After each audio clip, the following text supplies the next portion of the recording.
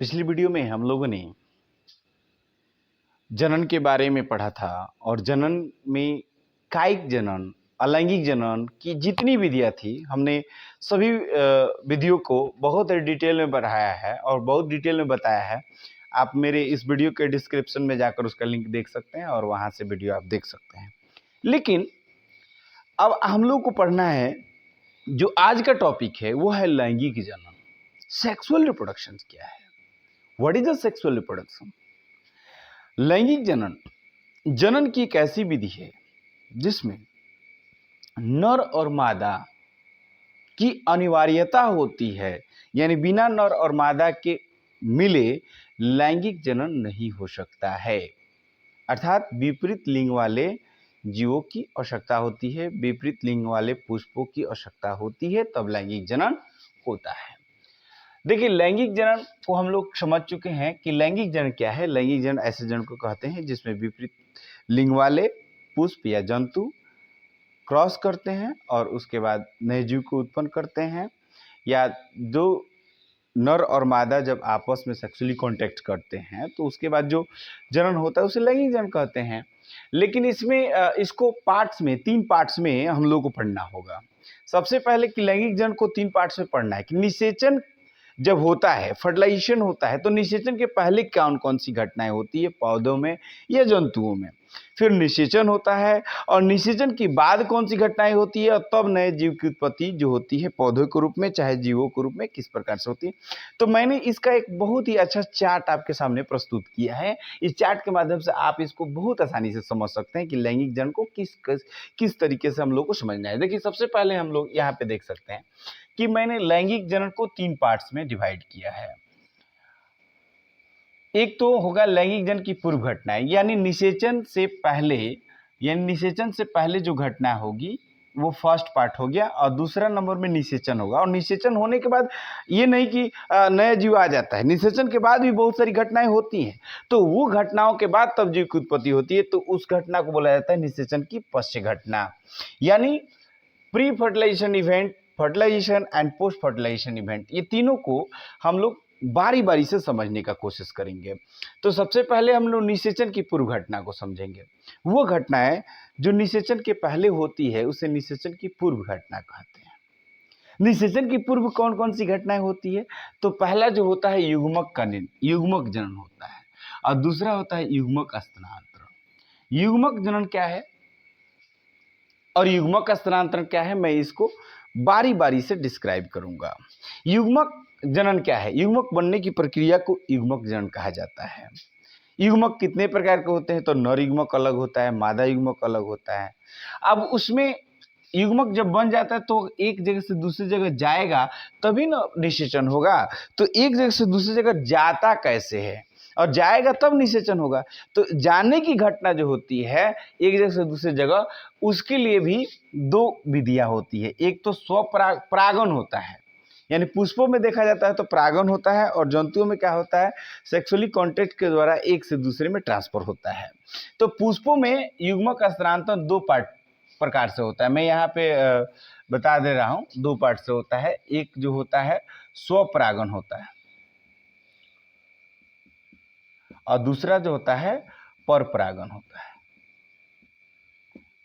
स्वपरागन होता है और दूसरा जो होता है परपरागन होता है। स्वपरागन में क्या होता है कि कोई भी जो पुष्प होता है अपने ही जाति के, अपने ही पुष्प के परागित हो जाता है, तो क्या हो जाता है स्वपरागन। और परपरागन में क्या होता है कि वो दूसरे पुष्प से परागित होता है। मैं इसको पूरे डिटेल्स में बताऊंगा, बस सिर्फ इस चार्ट को थोड़ा समझने की कोशिश करनी है। यानी समझ चुके होंगे युग्मक स्थानांतरण। अब आता है निषेचन। निषेचन जो होता है वो भी 2 तरह से होता है। किसी किसी में बाह्य निषेचन हो जाता है और किसी किसी में आंतरिक निषेचन होता है। तो बाह्य निषेचन क्या है और आंतरिक निषेचन क्या है, ठीक है, इसको भी हम लोग बारी बारी से समझेंगे। उसके बाद आता है जब निषेचन हो जाता है तो निषेचन के बाद कौन कौन सी घटनाएं होती है, इसको समझना होता है। तो निषेचन की बाद घटनाएं जो होने वाली है ये इस प्रकार से है। पहला जो है युग्मंज बनेगा, यानी जाइगोट्स बनेगा। जाइगोट जब विकसित होगा तो भ्रूण का निर्माण करेगा, यानी भ्रूणोद्भव, और भ्रूणोद्भव से भ्रूण का निर्माण होगा। तो ये जो भ्रूणोद्भव है जंतुओं में भ्रूणोद्भव अलग होगा, जीवों में अलग होगा, पुष्पी पादपों में अलग होगा। इसको बारी बारी से हम लोग डिटेल्स में पढ़ेंगे। जैसे जीवों में भ्रूणोद्भव होगा, सजीव प्रजक होगा, अंड प्रजक होगा, पुष्पी पादपों में जो भ्रूण का विकास होगा, बीज का निर्माण होगा, ये सब सारी चीज़ें इसमें हम लोग को डिटेल में पढ़ना है। और इसमें इस चीज़ को पढ़ने के लिए हम लोग बारी बारी से इस टॉपिकों को देखते हैं। तो सबसे पहले हम लोग पहला पॉइंट को हम लोग समझेंगे निषेचन की पूर्व घटना को, और निषेचन की पूर्व घटना को विस्तृत रूप से समझेंगे। अब हम लोग पढ़ेंगे निषेचन की पूर्व घटनाओं को। निषेचन की पूर्व घटनाओं को बारी बारी से डिस्क्राइब करते हैं। हम देखेंगे निषेचन की पूर्व घटना। कभी कभी क्वेश्चन क्या होता है कि एग्जाम में पूछता है निषेचन की पूर्व घटनाओं को लिखें, और निषेचन और निषेचन की पश्च घटनाओं को छोड़ देता है। तो वहां पे हम लोग को इस पॉइंट को समझना होगा। और निषेचन की पूर्व घटना में भी जो पॉइंट है युग्मक और युग्मक स्थानांतरण, तो पूछ देगा कि युग्मक क्या है और युग्मक कितने प्रकार के होते हैं। तो ये 2 नंबर का क्वेश्चन होगा, इसलिए इसको बहुत ही ध्यान से ध्यानपूर्वक समझना है। समझ में आ रहा है ना। जैसे कि युग्मक जनन यहाँ पे दिया है, यानी युग्मक जनन क्या है, तो क्वेश्चन में जब भी क्वेश्चन आएगा कि युग्मक जनन क्या है, तो युग्मक बनने की प्रक्रिया को युग्मक जनन कहा जाता है। युग्मक बनने की प्रक्रिया को युग्मक जनन कहा जाता है। युग्मक 2 प्रकार के होते हैं, एक नर युग्मक होते हैं और एक मादा युग्मक होते हैं। एक नर युग्मक होते हैं और एक मादा युग्मक होते हैं। नर युग्मक कहाँ बनते हैं, तो नर भाग पर बनते हैं या नर के भाग हिस्से से बनते हैं, और मादा युग्मक मादा के द्वारा बनाए जाते हैं।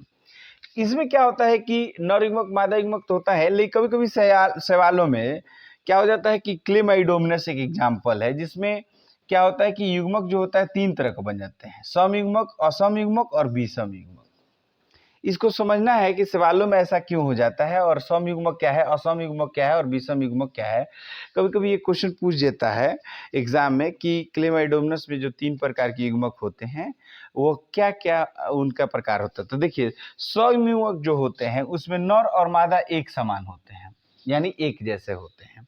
लेकिन असम युग्मक में क्या होते हैं, नर और मादा एक समान नहीं होते हैं, क्योंकि इसमें असम युग्मक में क्या होता है कि मादा के में फ्लैजिला पाया जाता है, ठीक है। और विषम युग्मक में क्या होता है कि नर और मादा एक समान होते हैं, लेकिन इसमें भले अलग अलग होते हैं, लेकिन ये असम युग्मक की तरह ही होते हैं, लेकिन इसमें फ्लैजिला नहीं पाया जाता है। तो ये इसका डिफरेंसेस हो जाता है, यानी ये किसमें पाया जाता है, शैवाल के क्लेमाइडोमनस में। तो हम सिंपल सी बात, युग्मक क्या है, तो युग्मक बनने की प्रक्रिया को युग्मक जनन कहते हैं। युग्मक 2 प्रकार का होता है, नर युग्मक, मादा युग्मक। नर के द्वारा जो युग्मक बनता है उसे नर युग्मक कहते हैं, और मादा के द्वारा जो युग्मक बनता है उसे मादा युग्मक कहते हैं। सवालों में जो क्लेमाइडोमनस होता है, क्लेमाइडोमनस में 3 प्रकार के युग्मक बनते हैं, सम युग्मक, असम युग्मक, विषम युग्मक। विषम युग्मक और असम युग्मक एक ही जैसा होता है, लेकिन उसमें अंतर क्या होता है कि असम युग्मक में फ्लैजिला हो जाता है और विषम युग्मक में फ्लैजिला नहीं होता है। अब हम लोग पढ़ते हैं जीवों में लैंगिकता को। तो हम लोग अब पढ़ेंगे जीवों में लैंगिकता क्या है। देखिए, लैंगिकता के आधार पर जीवों को, यानी पौधों को, इसको डिवाइड किया गया 4 भागों में। यहाँ पे हम लिखे हैं, आप देख सकते हैं। एक का हमने उभय लिंगी श्रेयी, और यहाँ पे द्विलिंगी भी लिखा हूं, लेकिन दोनों में डिफरेंस है। क्या डिफरेंस है कि उभयलिंगी श्रेयी यहाँ पे मैंने यहाँ पे लिख भी दिया है कि पौधों में, यानी ऐसे पौधे जिन पौधों के अंदर नर पुष्प भी मौजूद है और मादा भाग भी मौजूद है, यानी नर भाग भी मौजूद है और मादा भाग भी मौजूद है। वैसे पौधे जिनके अंदर नर भाग और मादा भाग दोनों मौजूद होते हैं, जैसे मक्का में, नारियल में देखते हैं कि नहीं, जब नारियल फलता है तो उसमें क्या होता है कि नर भाग का बाली होता है, फूल है ना, उसे वो फर्टाइल होकर नारियल का फल पकड़ता है। चाहे मक्का के ऊपर जो धनखरा होता है, धनखरा, उसमें क्या होता है, नर भाग होता है, और जो बाल हम लोग बोलते हैं, जो उसमें भाग होता है भुआ जैसा, वो क्या है, वो है आपका मक्के का मादा भाग। और मादा भाग इसमें और नर भाग एक ही पौधा में होता है। तो एक ही पौधा में नर और मादा भाग हो, एक ही पौधा में जब नर और मादा भाग हो, तो वैसे पौधों को उभयलिंगी श्रेयी कहते हैं। और दूसरा है एक लिंगी श्रेयी। एक लिंगी श्रेयी पौधे वैसे पौधों कहते हैं जिनके पौधों में मतलब अगर जो नर पुष्प हो तो उसमें केवल नर ही हो, मादा कहीं भी नहीं हो उस पौधा में, तो वो हो जाएगा एक लिंगी श्रेणी। जैसे पपीता में देखिएगा, पपीता दो तरह का होता है, एक फरने वाला होता है, एक नहीं फरने वाला होता है। तो एक नर वाला होता है, वो कोई नहीं फरेगा, फुलभांगा बोलते हैं, तो वो जो है कबो नहीं फरेगा। हमारे यहाँ आप देख सकते हैं खजूर है, खजूर में भी सब खजूर नहीं फरते हैं, सहतूत है, सब सहतूत नहीं फरते हैं। तो ये क्या होता है, जो नहीं फर रहे हैं वो क्या है, केवल नर हैं। यानी ऐसे पौधे जिनमें केवल एक ही पुष्प होते हैं, यानी नर पुष्प हो चाहे मादा पुष्प हो, और वो अलग अलग पौधों में अलग अलग पाए जाते हैं। तो इस तरीके के पौधे को क्या कहा जाता है, एक लिंगी श्रेणी कहा जाता है। एक लिंगी क्या है, तो एक लिंगी जब शब्द आएगा और एक लिंगी श्रेणी आएगा, तो एक लिंगी श्रेणी पौधे का बोध कर रहा है और एक लिंगी जो है पुष्प में बोध कर रहा है। यानी वैसा पुष्प जो नर पुष्प अलग है और मादा पुष्प अलग है, तो वो क्या हो गया, एक लिंगी पुष्प को बोध कर रहा है ना। और द्विलिंगी कहने का मतलब है कि वो भी पुष्प को बोध कर रहा है। द्विलिंगी पुष्प मतलब एक ही पुष्प है और उस एक ही पुष्प के अंदर नर भाग भी मौजूद है और उसी पुष्प के अंदर मादा भाग भी मौजूद है, तो वह द्विलिंगी पुष्प हो गया। यानी उभय लिंगी श्रेणी और द्विलिंगी आप समझेंगे कि एक ही है, लेकिन एक नहीं है। उभय लिंगी श्रेणी मतलब एक पौधे के अंदर नर और मादा मौजूद है, ये पौधे के अंदर ये पुष्प के अंदर, यानी ये पुष्प के अंदर कह रहा है कि नर और मादा मौजूद है, तो वो हो जाएगा एक लिंग द्विलिंगी। अगर जो एक ही पौधा के अंदर नर और मादा मौजूद होगा तो हो जाएगा उभय लिंगी श्रेणी। बात समझ गए है ना। तो इस प्रकार से जीव में लैंगिकता को हम, मुझे लग रहा है कि यह पॉइंट बिल्कुल आप लोग समझ चुके होंगे। अब नेक्स्ट पॉइंट हम लोग का आता है युग्मक स्थानांतरण क्या है। हम लोग अब जानेंगे कि युग्मक स्थानांतरण क्या है। यानी सेकंड पॉइंट था, पहला था युग्मक जनन और सेकंड पॉइंट था युग्मक स्थानांतरण क्या है। युग्मक स्थानांतरण में हम लोग देखेंगे कि युग्मक एक स्थान से दूसरे जगह कैसे जाता है और किस तरह से जाता है। जंतु में युग्मक स्थानांतरण मेल के द्वारा फीमेल के पास पहुंचा दिया जाता है, सेक्सुअली कॉन्टैक्ट के द्वारा। मेल अपने सेक्स ऑर्गन्स के द्वारा फीमेल के योनि में या फीमेल के अंदर उसको प्रविष्ट कर देते हैं। तो युग्मक का स्थानांतरण जंतुओं में मेल के द्वारा फीमेल के पास हो जाता है, लेकिन पुष्पी पादपों में ऐसा नहीं होता है। इसके लिए एक प्रोसेस होता है जिसे हम परागण कहते हैं। यानी जो परागण होता है, नर का जो भाग होता है परागण, वो मादा के पास कैसे पहुंचता है। जैसे अभी आपका ये फर्स्ट चैप्टर चल रहा है, जब सेकंड चैप्टर आएगा पुष्पी पादपों में लैंगिक जनन, तो उसमें ये परागण और परपरागण और स्वपरागण काफ़ी डिटेल्स में पढ़ना होगा। लेकिन मैं थोड़ा सा इसमें इंट्रोडक्शन कर दे रहा हूँ, बता दे रहा हूँ, और आगे आप इसको बहुत डिटेल में देख लीजिएगा। जैसे कि पुष्पी पादपों में युग्मक स्थानांतरण क्या है, परागण क्या है। परागण एक ऐसी घटना है जिसमें नर का परागकण मादा वर्तिका पर स्वतः या किसी के माध्यम से पहुंच जाते हैं, उसे क्या कहते हैं, परागण करते हैं। और उस परागण की क्रिया के उपरांत यानी उसके बाद की जो घटना होती है तो वो होती है निषेचन। यानी अभी हम लोग पढ़ रहे हैं निषेचन की पूर्व घटना, यानी जब निषेचन होने से पहले युग्मक का स्थानांतरण हो रहा है। यानी युग्मक स्थानांतरित कैसे हो रहा है, तो युग्मक का जो स्थानांतरण होने वाला है परागण, वो प्रक्रिया क्या कहलाती है, परागण कहलाती है। यानी परागण एक ऐसी प्रक्रिया है जिसमें नर परागकण मादा वर्तिका पर स्वतः या किसी के माध्यम के द्वारा पहुंच जाते हैं, तो उसे क्या कहते हैं, परागण कहते हैं। परागण दो प्रकार का होता है। अगर जो सेल्फ यानी स्वतः पहुंच रहा है तो उसे हम स्वपरागण कहते हैं, और अगर जो किसी के माध्यम से पहुंच रहा है तो उसे परपरागण कर रहे हैं। इसका बहुत ज़्यादा डिटेल्स हम चैप्टर नंबर 2 में देखेंगे। ठीक है, अब हम लोग आते हैं निषेचन क्या है, नेक्स्ट पॉइंट। यानी निषेचन की पूर्व घटना हम लोग पढ़ चुके हैं, अब हम लोग पढ़ेंगे निषेचन। निषेचन में दो टॉपिक पढ़ेंगे, बाह्य निषेचन और आंतरिक निषेचन। बारी बारी से देखते हैं इसको। निषेचन के पूर्व घटना के बाद अब हम लोग पढ़ेंगे निषेचन क्या है। और निषेचन में हम लोग दो पॉइंट मैंने बताया था शुरू में कि बाह्य निषेचन क्या है और आंतरिक निषेचन क्या है। तो हम लोग इसको समझते हैं। निषेचन क्या है, सबसे पहले जब नर परागकण मादा वर्तिका तक तो पहुंचते हैं और पहुंचने के बाद दोनों युग्मकों का संलयन होता है, और संलयन होने के बाद भ्रूण का विकास होता है, भ्रूण जाइगोट का निर्माण होने लगता है, युग्मनज का निर्माण होने लगता है। इस घटना को निषेचन कहा जाता है। यानी कह सकते हैं कि निषेचन एक ऐसी घटना है जिसमें नर परागकण मादा वर्तिकाग्र तक पहुंचकर निषेचन की क्रिया को संपन्न करते हैं और युग्मनज का निर्माण करते हैं, यानी जाइगोट का निर्माण करते हैं। इसे क्या कहते हैं? निषेचन कहते हैं।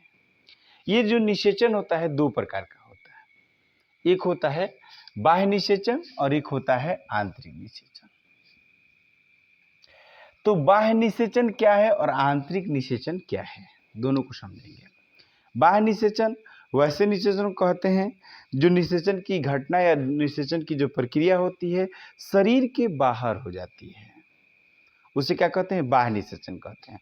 और आंतरिक निषेचन वैसे निषेचन को कहते हैं जो शरीर के अंदर होती है। पुष्पी पादपों में जो निषेचन की घटना होती है और जंतुओं में जो निषेचन की घटना होती है, बहुत सारे जंतु हैं जिनमें निषेचन की घटना शरीर के अंदर होती है, मतलब ज़्यादा से ज़्यादा जीवों में शरीर के अंदर होती है, यानी आंतरिक निषेचन होती है। और कुछ ऐसे जीव हैं जिनमें बाह्य निषेचन होता है। पौधों में भी ऐसा ही देखा जाता है कि बाह्य निषेचन भी होता है और आंतरिक निषेचन भी होता है। यानी निषेचन दो तरह से होता है। निषेचन की दो घटनाएं होती हैं, एक बाह्य निषेचन की घटना होती है और एक आंतरिक निषेचन की घटना होती है। निषेचन की बात की जो घटना घटती है उसको हम कहते हैं निषेचन की पश्य घटना। निषेचन की पश्य घटना में हम लोग देखेंगे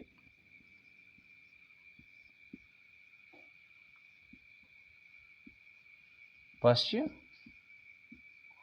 घटनाएं। इसमें निषेचन की पश्च घटना में युग्मनज, यहाँ पे टॉपिक है युग्मनज क्या है। जब निषेचन होता है तो निषेचन होने के बाद दो युग्मक, नर युग्मक और मादा युग्मक संलयन होते हैं। अगर जो जंतुओं के अंदर हो रहा है तो जंतुओं के अंदर भी संलयन हो रहा है और पौधों के अंदर भी संलयन हो रहा है। तो जब संलयन होता है तो संलयन होने के बाद दो गुणों का समावेश होता है, दो गुण उसमें आपस में मिलते हैं और तब जाकर जाइगोट्स का निर्माण होता है, यानी युग्मज का निर्माण होता है। यानी युग्मज क्या है कि नर और मादा के सेक्सुअली कॉन्टैक्ट के बाद या नर परागकण और मादा वर्तिका के मिलने के बाद जब निषेचन की क्रिया होती है तो निषेचन की क्रिया होने के बाद जो अगला प्रोसेस होता है वो होता है युग्मनज का निर्माण। और जब युग्मनज हो जाता है तो युग्मनज क्या होता है? विकसित होता है और विकसित होने के बाद वो क्या होता है? उसको भ्रूणोद्भव कहते हैं। भ्रूणोद्भव क्या है? भ्रूण बनने की प्रक्रिया को भ्रूणोद्भव कहते हैं। भ्रूण बनने की प्रक्रिया को भ्रूणोद्भव कहते हैं।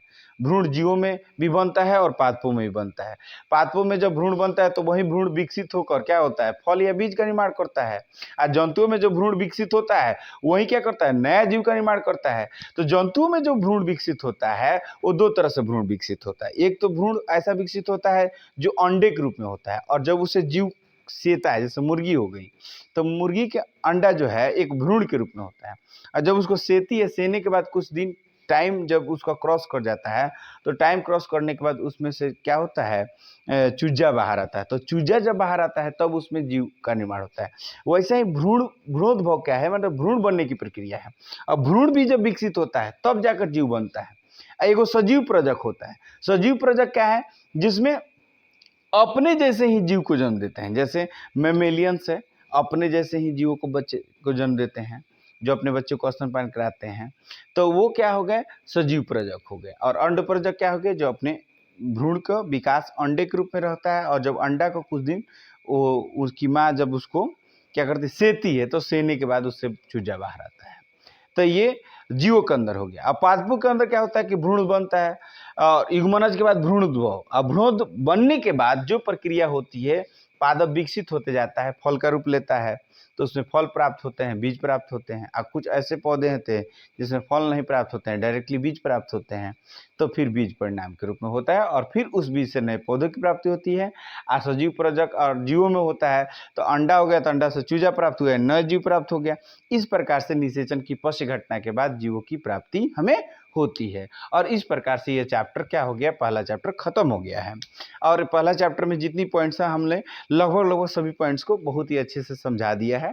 और जितना भी पॉइंट्स फर्स्ट चैप्टर का है, आप मेरे बहुत सारे वीडियो हैं और उस सभी वीडियो को आप ध्यान से देखेंगे ना तो उसमें हर एक पॉइंट क्लियर हो जाएगा। इसमें डिस्क्रिप्शन में आपको लिंक भी दिया गया है। और नेक्स्ट वीडियो जो होगा चैप्टर नंबर 2 पुष्पिपातपों में कैसे जनन होता है इसके बारे में होगा। ठीक है, तो उस वीडियो को फिर आप देखिए, फिर उस चैप्टर को कंप्लीट करिए, फिर उसके बाद थर्ड चैप्टर होगा मानव जनन।